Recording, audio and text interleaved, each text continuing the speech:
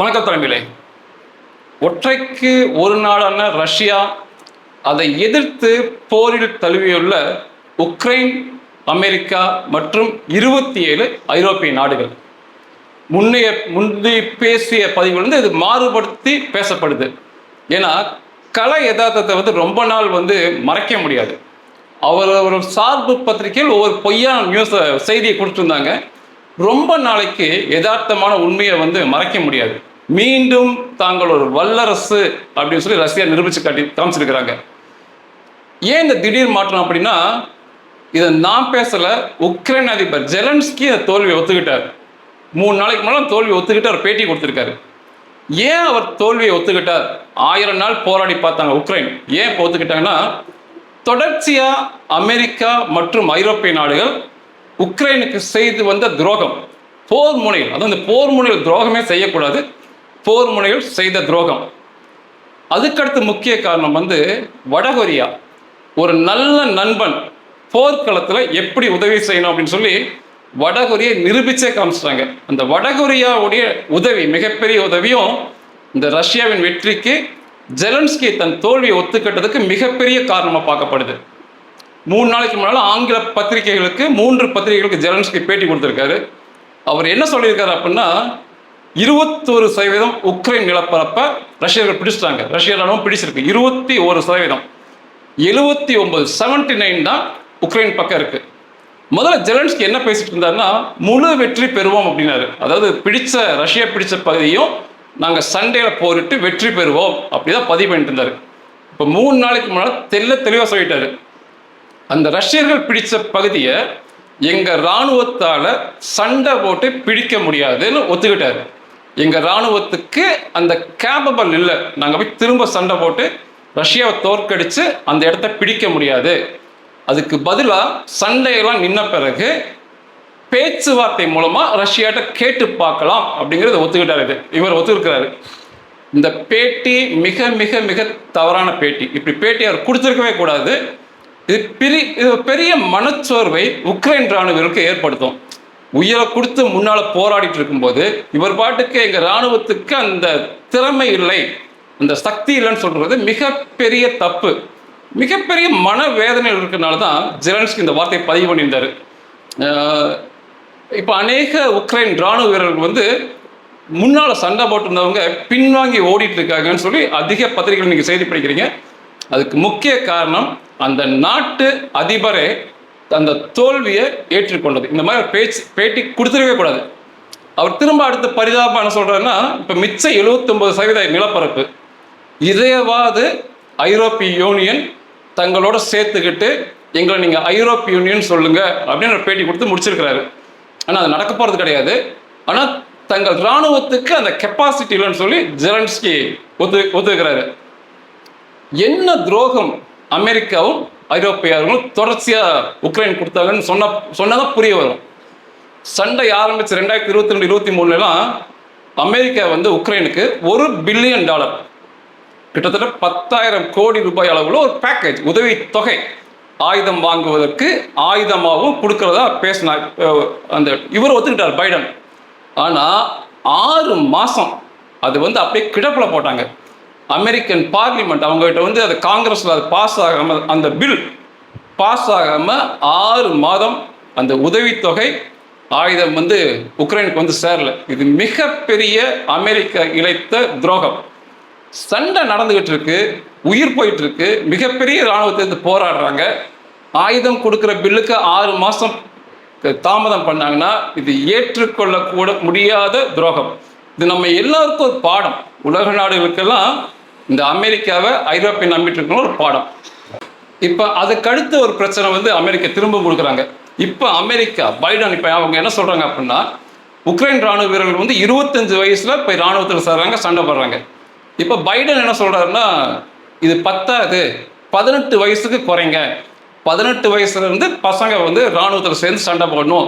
அப்படி நீங்க சண்டை போட்டாதான், அந்த 18 வயசுக்கு குறைப்பேன்னு சொல்லி சட்டத்தை கொண்டு வந்தா தான் இனிமேல் ஆயுதம் அப்படிங்கிற மாதிரி பைடன் சொல்லியிருக்கிறாரு.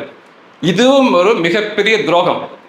இதுக்கு ஜெலன்ஸ்கி என்ன பதிவு பண்றாருன்னா, எங்ககிட்ட ஆயுதமே இல்லை, 25 வயசு ராணுவ வீரர் சண்டை போறதுக்கு அவர்கிட்ட ஆயுதம் இல்லை, இது எதுக்கு தேவையில்லாமல் நான் 18 வயசு குறைச்சு ஆயுதம் இல்லாமல் இந்த சின்ன பசங்களை எப்படி அனுப்புறதுன்னு கேட்குறாரு.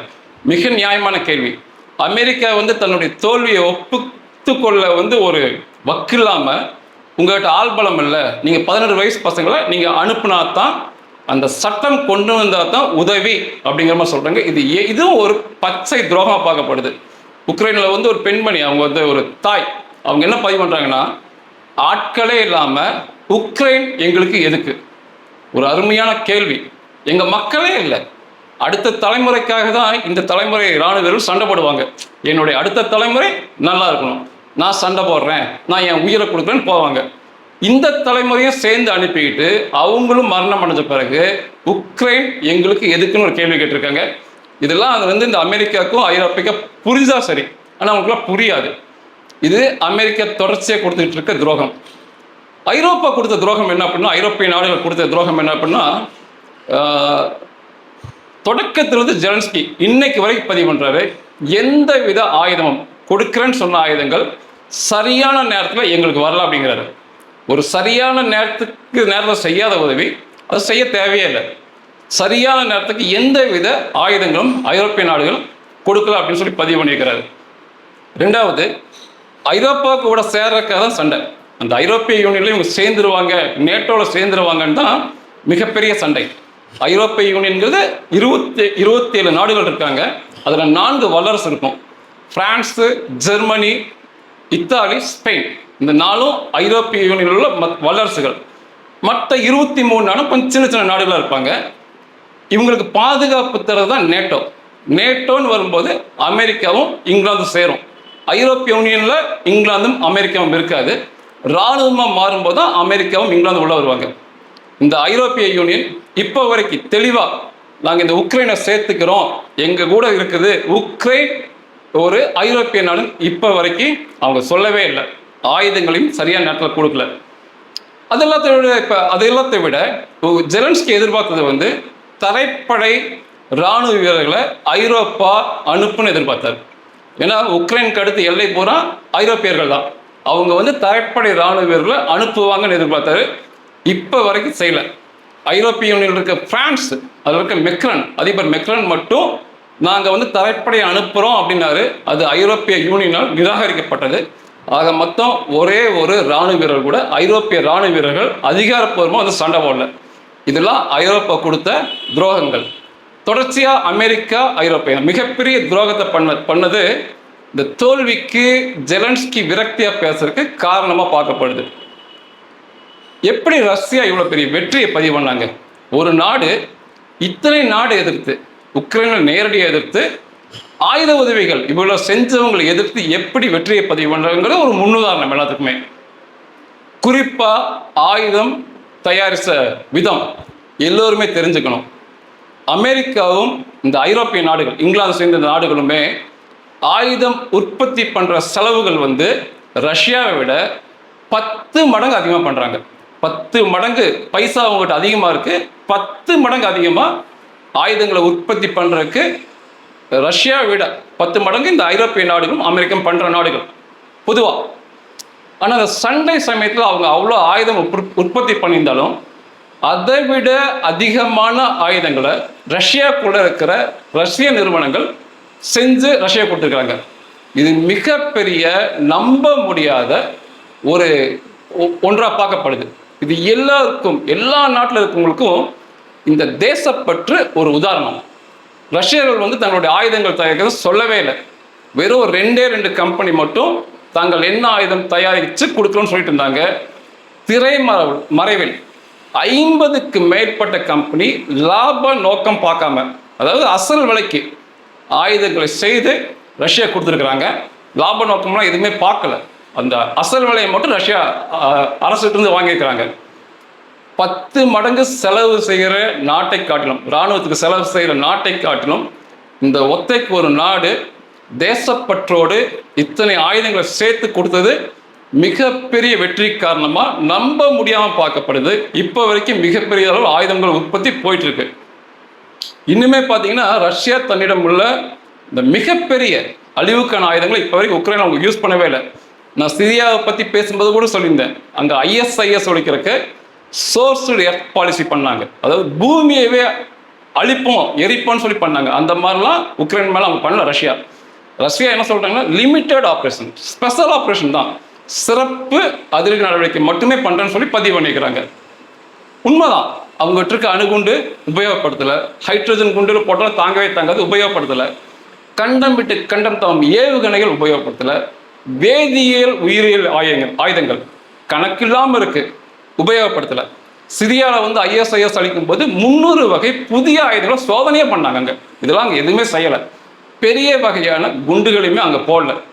இத்தனையும் பண்ணாமையே சராசரி ஆயுதங்களை வச்சு இவ்வளோ பெரிய வெற்றியை பதிவு பண்ணிக்கிறாங்க.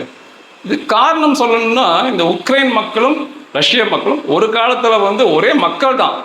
அப்போ அவங்களை எதிர்த்து இந்த அழிவு ஆயுதங்களை உபயோகப்படுத்துறதுக்கு புட்டினுக்கு மனசு வரலன்னு தான் சொல்லணும். இதற்கடுத்து வடகொரியா செய்த உதவி, அது ஒரு காலத்தில் சரியான நேரத்தில் பண்ணுற உதவி, அது நம்ப முடியாத உதவியை வந்து இத்தனை வல்லரசுன்னு சொல்லி இந்த அமெரிக்கா ஐரோப்பிய மாறுதட்டும் போது இந்த கிம் பண்ண உதவி ஒரு மிகப்பெரிய முன்னுதாரணம். இத்தனைக்குமே வடகொரியா மேலே ஏகப்பட்ட பொருளாதார தடைகள் உலக நாடுகள் கொடுத்துருக்காங்க, நமக்குலாம் தெரியறதில்லை. ஒரு வருஷத்துக்கு அவங்களுக்கு 90 லட்சம் பீப்பாய் எரிபொருள் வேணும் நார்த் கொரியாவுக்கு, 90 லட்சம் பீப்பாய். ஆனால் உலகம் அனுமதிச்சிருக்கிறது வெறும் 5 லட்சம் பீப்பாய் தான் அவங்களுக்கு எரிபொருள் போயிட்டு இருக்கு உலகம் சார்பாக. அதாவது நேர்மையான வழியில். மிச்சத்துக்கு எல்லாத்துக்குமே வடகொரியா கள்ள சந்தையில் தான் எரிபொருள் வாங்குவாங்க. அவங்க பொருளாதாரம் நஷ்டப்பட்டதுக்கு மிகப்பெரிய காரணம். ஆனால் இப்போ ரஷ்யா ஃபர்ஸ்ட் என்ன பண்ணாங்கன்னா, இந்த சண்டை சமயத்தில் 43 கப்பலில் எரிபொருளை நார்த் கொரியாவுக்கு அனுப்பிவிட்டாங்க. ரஷ்யாவுடைய கப்பலை நிறுத்துறதுக்கு சக்தி உலகத்தில் யாருக்குமே கிடையாது. இந்த ஹவுதி கிளர்ச்சியாளர்கள் கூட நம்ம இந்திய கப்பலை, ரஷ்ய கப்பலை, வடகொரிய கப்பலை தாக்க மாட்டாங்க. அவங்க அந்த பாலிசி இல்லை. 43 கப்பல் எரிபொருள் நிரப்பப்பட்டு வடகொரியாவுக்கு ரஷ்யா அனுப்புனாங்க. வடகொரியா இன்னைக்கு பொருளாதாரத்தில் வேகமாக முன்னேறதுக்கு இது ஒரு காரணமாக பார்க்கப்படுது. அதுக்கு வடகொரியா வந்து அதுக்கு அந்த பெட்ரோலுக்கு பைசா தராமல் 16,000 கண்டெய்னர், 16,000 கப்பல் அல்ல, 16,000 கண்டெய்னரில் முழுக்க ஆயுதங்கள், டேங்க்லேருந்து போகக்கூடிய ஷெல்கள், டாங்கு குண்டுகள், வெடிகுண்டுகள், ராக்கெட்டுகள், இது எல்லாத்தையும் வச்சு 16,000 கண்டெய்னர் அனுப்பியிருக்காங்க ரஷ்யாவுக்கு. மிகப்பெரிய உதவி. இது எல்லாத்தை விட மிகப்பெரிய உதவி வடகொரியா பண்ணது, 1 லட்சம் இராணுவ வீரர்களை நாங்கள் ரஷ்யாவுக்கு அனுப்புகிறோம்னு சொல்லி 12,000 இராணுவ வீரர்களை ரஷ்யாவுக்கு அனுப்பியே விட்டுட்டாங்க. இப்போ 12,000 வடகொரியா இராணுவ வீரர்கள் ரஷ்யாவோட இணைஞ்சு அங்கே சண்டை போடுறாங்க உக்ரைனை எதிர்த்து. இதுதான் சொன்னேன், ஒரே ஒரு வடகொரியா இத்தனை வல்லரசு பண்ண முடியாத, அமெரிக்கா பண்ண முடியாத, யூரோப்பியன் யூனியன்ல பிரான்ஸு, இங்கிலாந்து, ஜெர்மனி, இவங்கெல்லாம் இத்தாலி, இவங்கெல்லாம் பண்ண முடியாத ஒரு வடகொரியா அந்த அதிபர் கிம் பண்ணி காமிச்சிருக்காரு. சண்டை நடக்கும்போது அதிகாரப்பூர்வமாக தங்களிடமிருந்து 12,000 இராணுவ வீரர்கள் அனுப்புறது மிகப்பெரிய விஷயம். இது மிகப்பெரிய ஒரு உந்து சக்தியை ரஷ்யா கொடுக்கும். அடுத்த நாட்டிலேருந்து 12,000 பேர் வந்திருக்கிறாங்க, நம்மளோட இணைஞ்சு சண்டை போடுறாங்க, இன்னும் 1 லட்சம் பேர் வராங்கிறது மிகப்பெரிய வெற்றிக்கு காரணமாக பார்க்கப்படுது. அது மற்ற இராணுவ வீரர்களுக்கும் இந்த வடகொரிய இராணுவ வீரர்களுக்கும் ஒரு வித்தியாசம் இருக்குது. இந்த வடகொரிய இராணுவ வீரர்கள் என்ன சொல்கிறாங்கன்னா, இந்த அதிபர் கிம் எங்களுக்கு கடவுள் போன்றவர், இந்த கடவுளுக்காக உயிரை கொடுக்கறதுக்காக இந்த உயிர் எங்ககிட்ட இருக்கு. இப்போ கிம் சொன்னதுக்காக நாங்கள் புட்டினுக்காக உயிரை கொடுக்க போறோம்னு தான் போயிருக்கிறாங்க. சண்டை போடுறோம்னு சொல்றது வேற, சண்டை போட்டு நாங்கள் உயிரை கொடுப்போம்னு சொல்லி பதிவு பண்ணி போயிருக்கிறாங்க. இது மிகப்பெரிய ரஷ்யாவின் வெற்றிக்கு சரியான நேரத்தில் செஞ்ச உதவி, கிம் செஞ்ச உதவி. இது மறக்கவே கூடாது, ஒரு முன்னுதாரணமான உதவி. அதற்கடுத்து பார்க்கும்போது முக்கியமானது, இந்த உலகத்தில் வந்து 4 தாதாக்கள், மிகப்பெரிய தாதாக்கள் 4 தாதாக்கள் இருக்காங்க. அவங்க தான் இந்த உலகத்தின் இந்த போரெல்லாம் தீர்மானிப்பாங்கன்னு சொல்லுவாங்க. 4 தாதாக்கள். அதில் ஒரு தாதா வந்து வெளியே இருந்தார், இப்போ அதை வந்து திரும்ப சேர்ந்துக்கிட்டார். அந்த 4 தாதாக்கள் யார் யார் தான்? இந்திய பிரதமர் மோடிஜி, அதற்கடுத்து பக்கத்தில் இருக்க சீன அதிபர் ஜின்பிங், 3வது ரஷ்ய அதிபர் புட்டின், 4வது அமெரிக்காவுடைய அதிபர் ட்ரம்ப். இந்த 4 பேரையுமே மிகப்பெரிய தாதான்னு சொல்லி உலகம் ஒத்துக்கும். இவங்க நினைச்சதை செய்வாங்க, நியாயமான முறையில் இந்த உலகத்தை நடத்துவாங்கன்னு சொல்லி உலக மக்கள் உலக மக்கள் பூரா சொல்லுவாங்க நமது பிரதமர் முதலிடத்தில் வருவார் அவர். இதில் ட்ரம்ப் தோல்வி அடைஞ்சிருந்தார். இப்போ அவர் திரும்ப வந்தோடனே இந்த 4 பேரும் திரும்ப ஒரு கேங்காக ஃபார்ம் ஆயிட்டாங்க. இந்த 4 தாதாக்களும் திரும்ப ஒன்றா சேர்ந்துக்கிட்டாங்க.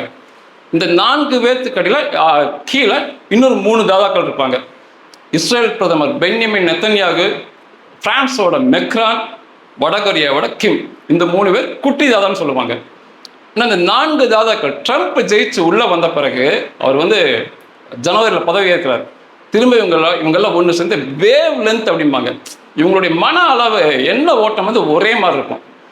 இவர் வந்த பிறகு எல்லாமே மாறிடுது. ட்ரம்ப் வந்து ஒரு அருமையான தீர்வை இந்த பிரச்சனைக்கு முன் வச்சிருக்காரு. அவர் தெளிவாக இந்த சண்டையை நிப்பாட்டுற மாதிரி ஒரு பேட்டியை கொடுத்துருக்காரு. நான் பதவியேற்ற பிறகு உக்ரைனுக்கு வழங்குற ஆயுத உதவி முற்றாக நிறுத்தப்பட்டார். ஒரு கன் கூட எங்ககிட்ட இருந்து போகாது, நான் நிப்பாட்டிடுவேன்ட்டார். வெளிப்படையாகவே சொல்லிட்டார். ரெண்டாவது என்ன சொல்றாருன்னா, இந்த ஐரோப்பிய யூனியன் கொண்டு சொல்றாரு, நீங்க தெளிவா நீங்க 27 நாடு இருக்கீங்க, நீங்க தெளிவா அதிகாரப்பூர்வமா, அதாவது ஒரு அந்த மொத்த அரசு அதிகாரப்பூர்வமா தெளிவா புட்டினுக்கு சொல்லுங்க, நாங்க வந்து உக்ரைனை ஐரோப்பிய யூனியன் கூட சேர்த்தவே மாட்டோம், வருங்காலத்திலும் எக்காலத்திலும் சேர்த்த மாட்டோம்னு சொல்லி அதிகாரப்பூர்வமா அது எழுதியும் கொடுத்துருங்க புட்டினுக்கு. அதுக்கப்புறம் புட்டின்ட்ட ரெக்வெஸ்ட் பண்ணலாம், அதாவது வேண்டுகோள் விடுக்கலாம், சண்டையை நிப்பாட்டிருங்க போதும், அதான் உக்ரைன் தான் வந்து உங்களுக்கு ஐரோப்பியன் கூட சேர மாட்டேன்னு சொல்லி அதிகாரப்பூர்வமாக பதிவு பண்ணி கொடுத்தாங்க. அமெரிக்காவும் ஆயுதத்தை நிப்பாட்டிட்டாங்க, சண்டையை நிப்பாட்டுங்கன்னு சொல்லி வேண்டுகோள் விடுத்து பார்க்கலாம், சண்டை நிற்கலாம் அப்படின்னு சொல்லி அருமையான ஒரு யோசனை இப்போ ட்ரம்ப் வச்சிருக்காரு. இதுவும் வந்து ஜெலன்ஸ்கி தன்னை மாற்றிக்கொள்வதற்கு ஒரு மிகப்பெரிய காரணம். ஆனால் அந்த தீர்வு சரியான தீர்வு தான். அவங்க ஐரோப்பியன் கூட சேர்த்துக்கொள்ளவும் இல்லை, வேண்டான்னு சொல்லாமல் உக்ரைனை முன்னால் நிப்பாட்டி 3 வருஷம் அடிவாங்க வைத்து கிட்டத்தட்ட பல பல பல லட்சங்கள் ராணுவ வீரர்களை இழக்க வச்சிட்டாங்க. இதுக்கு நார்த் கொரியா ஒரு நல்ல உதாரணம். நான் சேர்ந்து சண்டை போடுவேன்னு ராணுவ வீரர்கள் அனுப்பிடணும். அதை விட்டுக்கிட்டு திரைமறைவில் இருந்துக்கிட்டு இந்த மாதிரி இந்த நோஞ்சா விளையாட்டுலாம் விளையாடக்கூடாது. ட்ரம்ப் சொன்னது மிக சரி. இஸ்ரேலுக்குமே மிக அருமையான ஒரு தீர்வை வந்து ட்ரம்ப் கொடுத்துருக்காரு. அவர் தெளிவாக சொல்லியிருக்கிறார், நான் ஜனவரி 25 பதவி ஏற்கிறேன், அதுக்கு முன்னாடி உலகத்தால் யாராலும் ஏற்றுக்கொள்ள முடியாத, சகிக்க முடியாத ஒரு செயலை வந்து ஹமாஸ் பண்ணியிருக்கிறீங்க. அதாவது பணைய கைதிகளை கொண்டு போனது. அதாவது வந்து இப்போ நம்ம நாடு இருக்கு, இப்போ நீங்கள் இருக்கிறீங்க, ஒருத்தரை போய் பக்கத்து வீட்டில் இருக்கிற ஒருத்தரை இழுத்துட்டு வந்துட்டீங்கன்னா சட்டம் சும்மா விடவே விடாது. பக்கத்தில் இருக்க ஒரு பெண்ணை ஒரு குழந்தைய இழுத்துட்டு வந்து உங்கள் வீட்டுக்குள்ள வச்சுக்கிறீங்கன்னா சட்டம் விடவே விடாது. போலீஸ் உடனே வந்து கைது பண்ணி மீட்பாங்க. இதே தான் உலகம் பூரா பொருந்தும். நீ வந்து இஸ்ரேலுக்குள்ள அடிச்ச, சகிச்சு கொள்ளவே முடியல. அதை விட 250 பணைய கைதிகளில் அதில் ஒரு குழந்தை வந்து பால் குடிச்ச குழந்தை, பால் குடிக்கிற குழந்தைய தூக்கிட்டு போய் மெண்டலானது மாதிரி பாலை கொடுத்துட்டு இருக்காங்க அங்கே வச்சு. இது உலகத்தால் சகிச்சே கொள்ள முடியாது. நான் பதவியேற்க முன்னால் அத்தனை பேர்த்தையும் வெளியே விட்டுரு. அதாவது அங்கே சண்டை போடுறது போரெல்லாம் வேற, பணைய கைதியை பிடிச்சிட்டு போனது மிகப்பெரிய தப்பு. முதல்ல அதை விட்டுரு. நீ விடலை அப்படின்னா நரகம் என்றால் என்னன்னு சொல்லி உனக்கு காட்டுவேன் அப்படின்னு இருக்காரு. எவ்வளோ பெரிய வார்த்தை, மிக சரியானது. பணைய கைதிகள் இழுத்து போனது இப்போ வரைக்கும் மிகப்பெரிய தப்பு. உலகம் பார்க்க பணைய கைதிகளை இழுத்து கொண்டு போய் வச்சுக்கிட்டு இந்த விளையாட்டு காட்டுறது மிகப்பெரிய தப்பு. நீங்கள் அப்படி விடலைன்னா ஹமாஸ்க்கு மட்டும் இல்லை, அந்த பகுதி எல்லாத்துக்குமே நரகம் என்பதை என்னன்னு சொல்லி காட்டிடுவேன், நான் வரக்குள்ள விட்டுரு அப்படின்னு இருக்காரு. இப்போ அங்கே அதுக்கு ஏற்ற மாதிரி ட்ரம்ப் சொன்ன மாதிரி எல்லாம் மாறிட்டு இருக்கு. அங்கேயும் மாறுது, இஸ்ரேல் பக்கம் அந்த காசாலி மாறுது. முந்தானத்து வந்து எகிப்தில் ஒரு மிகப்பெரிய மீட்டிங், ஹமாஸுக்கும் பாலஸ்தீன PLO ஃபத்தா அப்படிம்பாங்க, அவங்க இராணுவ அமைப்பு, அங்கேயும் வச்சு 2 பேர்த்தையும் வச்சு பேச்சுவார்த்தை. இப்போ ஹமாஸ் என்ன ஒத்துக்கிட்டாங்கன்னா, இனிமேல் ஹமாஸ் அங்கே ஆட்சி பொறுப்பில் இருக்க போறதில்ல காசாவை. இந்த வெஸ்ட் பேங்க் ஆட்சி பண்ண ஃபத்தா, அதாவது இந்த யாசர் அரபாத்துடைய இராணுவம் வந்து இனிமேல் காசாவையும் ஆட்சி பண்ண போறாங்க. இனிமேல் காசா வெஸ்ட் பேங்க் ஒரே ஒரு நிர்வாகத்தின் கீழே வந்து வெஸ்ட் பேங்க்ல ஆட்சி பண்ற யாசர் அரபாத்தோட இராணுவம் தான் இங்கே ஆட்சி பண்ண போகுது. இனிமேல் ஒரே தலைவர், ஒரே நாடு. வெஸ்ட் பேங்க் காசாலாம் இல்லாமல் அது வந்து முழுக்க பாலஸ்தீன் சொல்லி சொல்லப்படும். மிகப்பெரிய மாற்றத்தை வந்து பாலஸ்தீன் நடந்துருக்கு. ட்ரம்ப் வந்த பிறகு அவ்வளோ பயம், அந்த வார்த்தைகள் மேலே உள்ள அவ்வளோ பயம். அவர் வந்தோடனே தனக்குள்ள எல்லாமே மாறுது. இதுதான் மிக சரியான தீர்வு. ரஷ்யாவோட சண்டைக்கு வந்து ட்ரம்ப் சொன்னதான் மிக சரியான தீர்வு. அமெரிக்கா வந்து ஆயுதங்களோட நிறுத்திக்கணும், ஐரோப்பியா வந்து அதிகாரப்பூர்வமாக சொல்லிடணும், நாங்கள் வந்து நீ எக்காரணம் கொண்டும் உக்ரைனை வந்து சேர்த்துக்க சொல்ல மாட்டோம்னு சொல்லும்போது, அதுக்கப்புறம் உலக நாடுகள் மோடிஜி, ட்ரம்ப்பு, சீனா அதிபர்லாம் புட்டின்ட பேசுவாங்க, போதும் சண்டை நிப்பாட்டிடுங்க, ஆன வரைக்கும் போதும் சொல்லி சண்டை நிப்பாட்டி கொடுத்துருவாங்க. அதுக்கப்புறம் அவர் பிடித்து வைத்திருக்கிற அந்த 21% நிலப்பரப்ப அவர் கொடுப்பதற்கான வாய்ப்பு இருக்கிறது. இதுதான் இன்னைக்கு வந்து கல யதார்த்தம். இன்னைக்கு நம்ம உக்ரைன் ரஷ்யா போரில் கல யதார்த்தம். கிட்டத்தட்ட அவங்க வந்து சரண்டர் அப்படிங்கிற நிலைமைக்கு உக்ரைன் போயிட்டாங்க.